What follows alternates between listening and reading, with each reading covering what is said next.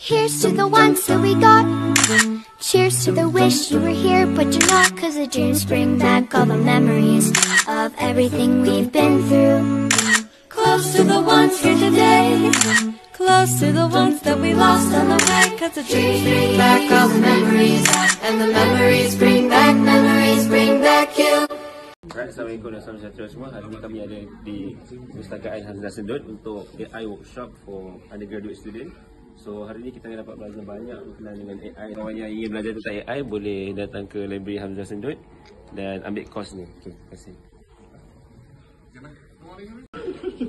Assalamualaikum. Pertama sekali saya nak terima kasih dengan Kak Farah dengan Cik Bashir sebab mampu mengajar kita orang dalam menggunakan AI untuk tas-tas yang akan datang, especially untuk FYP dan thesis lah yang akan kita jalani pada tahun 4 nanti.